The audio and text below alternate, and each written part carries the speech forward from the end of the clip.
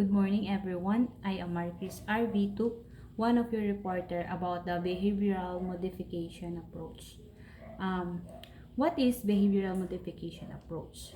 According to Mendoza in the book of Social Welfare and Social Work in 4th editions, behavioral modification is an approach intended to be improve the social functioning of individuals, families, groups, and organizations by helping them learn new behaviors and eliminating problematic ways of behaving. Ah, ang behavioral modification ay isang paraan para turuan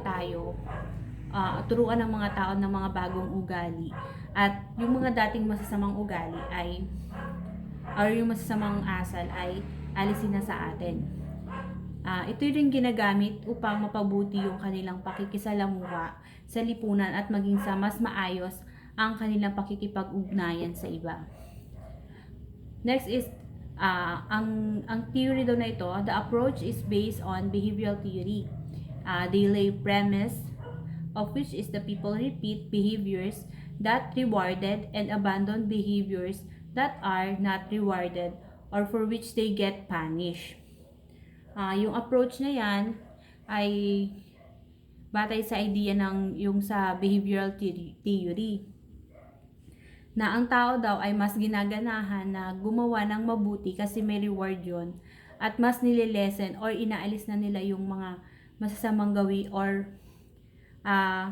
yung mga gawain na merong punishment. Kumbaga, iniiwasan na nila yon dahil hindi sila nakakatanggap ng gantimpala doon. Next is about the definitions of terms. First terms is the conditioning. The learning of behavior. Ang conditioning daw is the learning of behavior on condition that is associated with another event. Next terms is the reinforcement. Reinforcement is anything that strengthens a target behavior or that increases the likelihood that a target behavior will occur more frequently than in the past. Next is the punishment. The presentations of unwanted or unpleasant stimulus that will have the effect of suppressing or reducing the strength of a target behavior. Next is the extinctions. It refers to the withdrawal or whatever reinforce a target behavior, which will tend to discourage the occurrence of the behavior. The last term is a behavior. Behavior is an action, activity, or process which can be observed and measured. Often, these actions, activities, and processes are initiated in response to stimuli which are either internal or external. Next is the application of behavioral modification in casework. The following elements of social learnings is essential in this approach.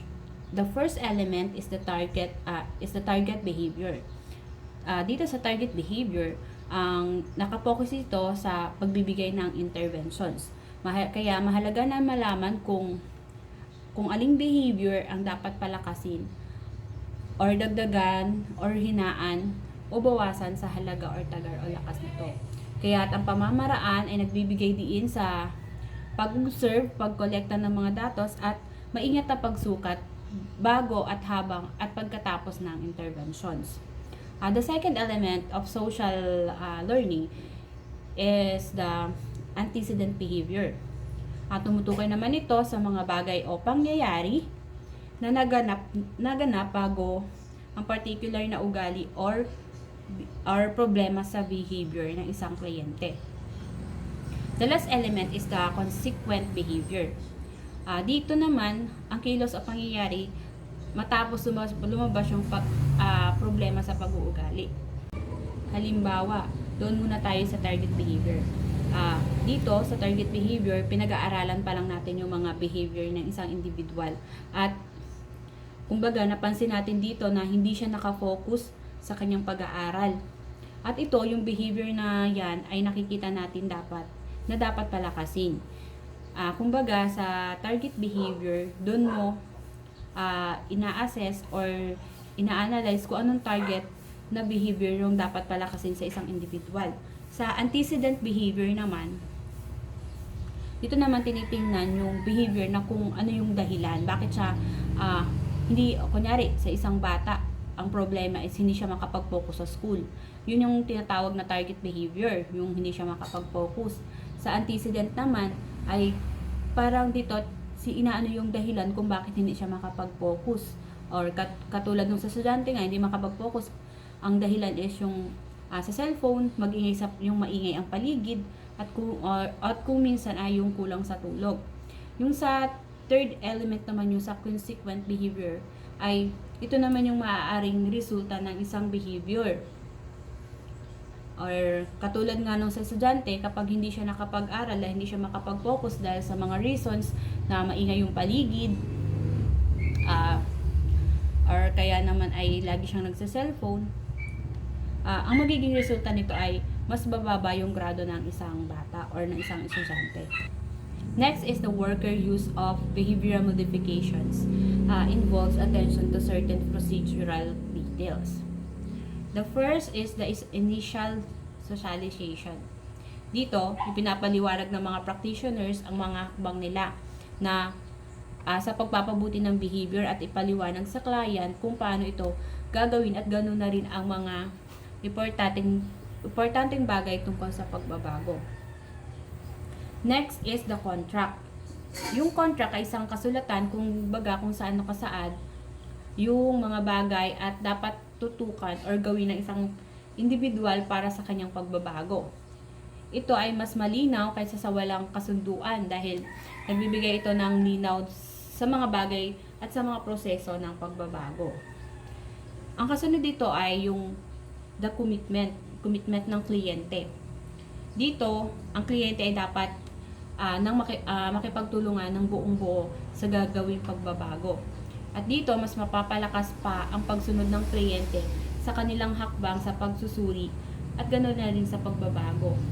Kapag ang kliyente ay meron ng commitment sa mga proseso at sa dapat baguhin sa kanya, ay may chance na magkaroon ng mas mataas na tagumpay sa proseso.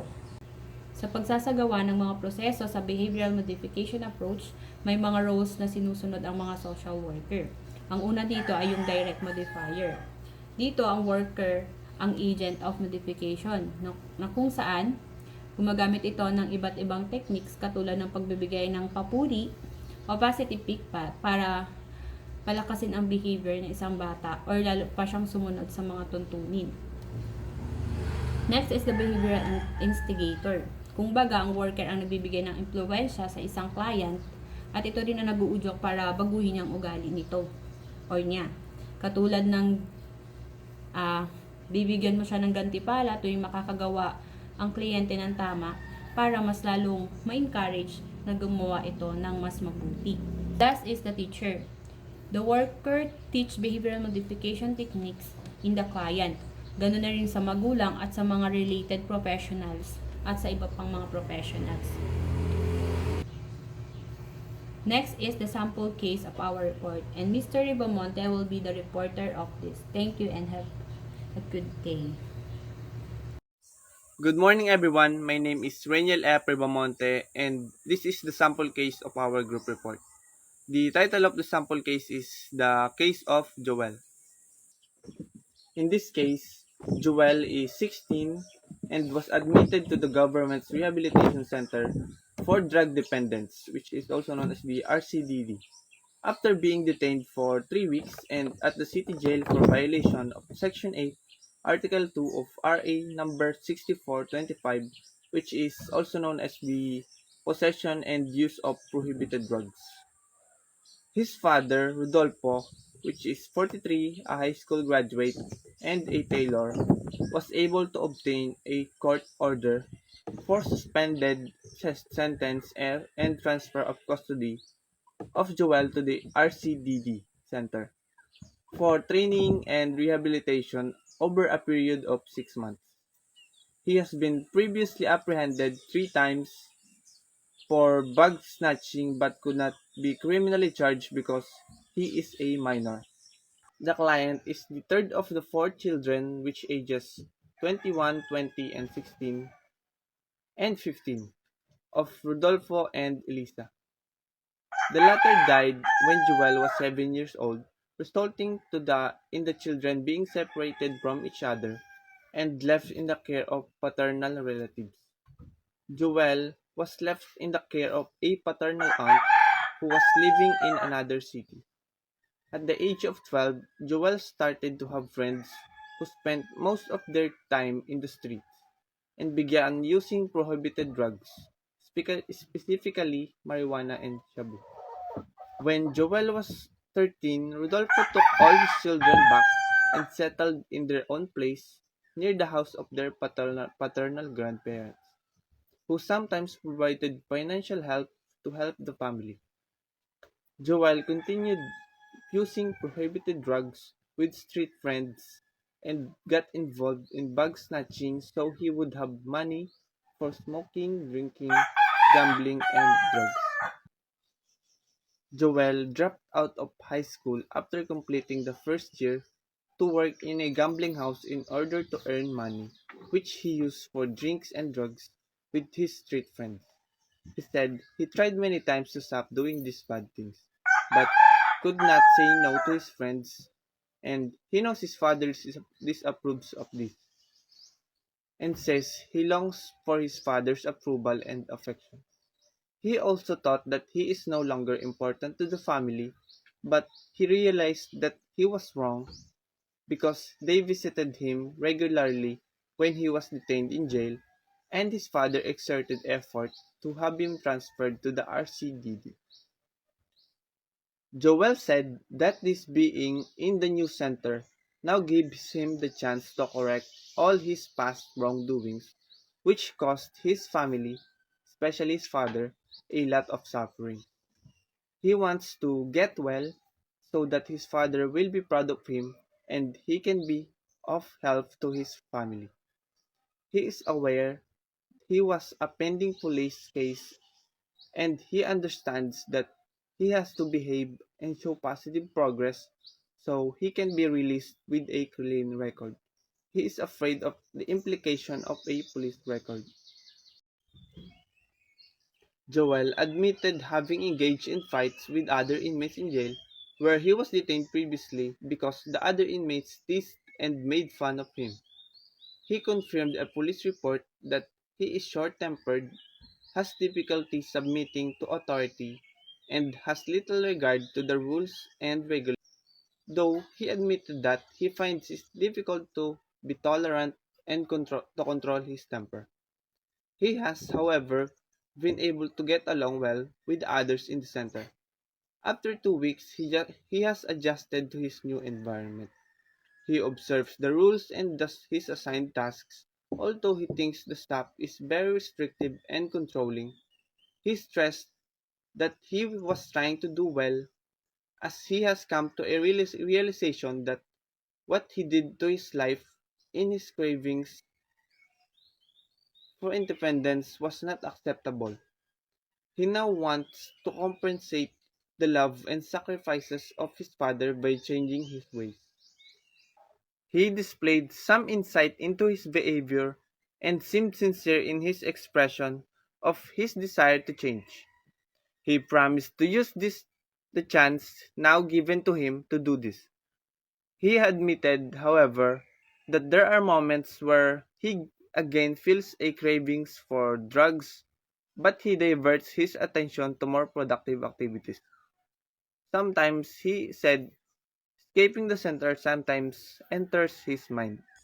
He described his relationship with his family as distant, not close or affectionate because of the time he has spent away from them. He identified control and self-discipline as traits he needs to learn to avoid trouble. He also hopes to enroll in a vocational course, specifically automotive mechanics, so that he can gainfully employed after his discharge. He thinks he can achieve this considering the continuing support that his father has been giving him. Hazel Maba, assessment.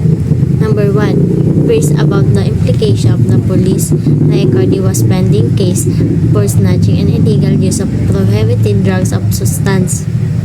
Si Joel ay may kinakaharap ng mga kaso sa batas dahil sa snatching at paggamit ng pinagbabawal na gamot. Natatakot siya na may mga posibleng epekto at ng mga ito ang kanyang kinabukasan, lalo na sa paghahanap ng trabaho at pag-ugnayan sa lipunan. Number 2. Anxiety and insecurity about his ability to maintain his current positive behavior attitude without going back to his old ineffective way of dealing with his weaknesses, inability to control anger, temper outbursts, cravings for drugs, and difficulty in submitting to authority and following rules and regulation, thought of escape from his center to be with his prayer. So, paggamat nasa proseso si Joel ng pagbabago, siya ay nag-aalala kung kaya niya pinagpapatuloy ang mga positibong pagbabago ito nang hindi bumabalik sa kanyang dating mga gawi. Kabilang dito ang kanyang problema sa pagkakontrol ng galit, madalas sa pagsabog ng temperamento at mga tukso sa droga at iba pang bisyo. Mayroon din siya mga pag-iisip na tumakas mula sa sentro para makasama ang kanyang mga kaibigan. Number 3. Limited education and lack of life skill necessary for his life after discharge from his center, lack of appreciation for value of education. Si Joel ay may mga limitadong edukasyon at kulang sa mga kasanayang kinakailangan para matagumpayan niya ang buhay pagkatapos niyang lumabas sa sentro. Kinakailangan niya makita ang halaga ng edukasyon at matutunan ang mga mahalagang kasanayan para sa kanyang kinabukasan. Number 4. Emotional distance from his father and sibling, very limited interpersonal relationship with them due to the long period of family separation and inadequate communication among them since the mother died and his absent distant of father because of his work. Dahil sa matagal na pagkakahiwalay at kakulangan ng komunikasyon mula nang mamatay ang kanyang ina, si Joel ay nakaranas sa malaking distansya sa emotional na aspeto mula sa kanyang ama at mga kapatid. Ang kakulangan ng malapit na ugnayan sa kanila ay nagpapahirap kay Joel na maramdaman ang connection at pagmamahal mula sa kanyang pamilya. Number 5. Family lack of understanding of substance drug abuse. So, ang pamilya ni Joel ay may limitadong kaalaman tungkol sa mga epekto at kalikasan ng pag-aabuso sa droga na nagpapahirap sa kanila na lubos na maunawa ng pinagdadaanan ni Joel. Knowledge, ability to express their concern for client and how to deal with client need of sense of belonging to the affection from his family. Hindi alam ng pamilya ni Joel kung paano ipahayag ang kanilang pagmamalasakit o kung paano tugunan ang pangangailangan ni Joel para sa pakiramdam ng pagkakabilang at pagmamahal mula sa kanila. Intervention. Psychological support, preparation, the legal aspect of his case. Kailangan bigyan ng support ng psychological at paghahanda sa mga legal na aspeto ng kaso si Joel. Constant, organized, and systematic scheduling of reinforcement to help him keep track, monitoring his progress in the following areas. Self-control and discipline for anger management, regular na pagtuturo at paggabay kay Joel sa mga paraan kung paano niya mapapamahalaan ang kanyang galit para sa mas mapabuti niyang kontrol sa kanyang emosyon. Appropriate behavior pattern and attitude toward compliance with rule and regulation. Kailangan gabayan si Joel sa pagkakaroon ng mga ugaling na ay sa mga alintuntunin at regulasyon ng center. Ability to direct focus, craving, and drive such as use to drug and to be with treats into productive activities. Kailangan tulungan si Joel ang kanyang sarili upang maibaling ang kanyang mga pagnanasa sa droga o pagsama sa mga kaibigan sakali patungo sa mga protektibong aktibidad. problem-solving, dialogy, and assertiveness skill to be able to differentiate between positive and negative influence of peer as well as other people.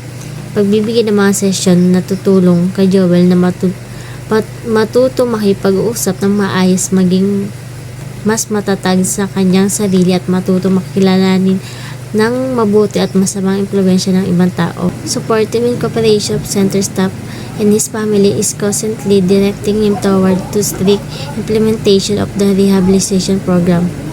Mahalaga ang pagpatuloy sa suporta at tulong mula sa mga staff ng rehab at ng kanyang pamilya para masiguradong masusunod ng maayos ang mga programa ng rehabilitation para tuluyan ng magbago ng positibo si Joel. Vocational guidance and training, life skill training, values, education, self-awareness, responsible citizenship, community participation, etc. Modified development, interest to continue schooling with formal. Pagturo ng mga kasanayan ng mga gamit sa trabaho, mga aral tungkol sa magandang asal, pagkilala sa sarili at kung paano maging mabuting mamamayan, ikayatin din si Joel na ituloy ang kanyang pag-aaral. Family counseling, dialogies, opportunities for interaction while Joel is the center. Bigyan natin ng pagkakataon ng pamilya ni Joel na mag-usap sila at makasama siya habang siya ay nasa center para mas lumalim ang mga kanilang samahan. Understanding of the nature and effect of substance abuse on the biopsychosocial development of client and how this impact on the family, communication skill, relationship building, review, define real expectation and performance. Ipaliwanag ang epekto ng pag-aabuso sa droga sa physical, na psychological at social ng buhay ni Joel, pati na rin kung paano ito nakaapekto sa kanyang pamilya. Turuan sila ng tamang pag-uusap o asal para sa kanilang magandang relasyon at pag-unawa sa kanilang mga tungkulin sa pamilya. Yun lamang po at maraming salamat.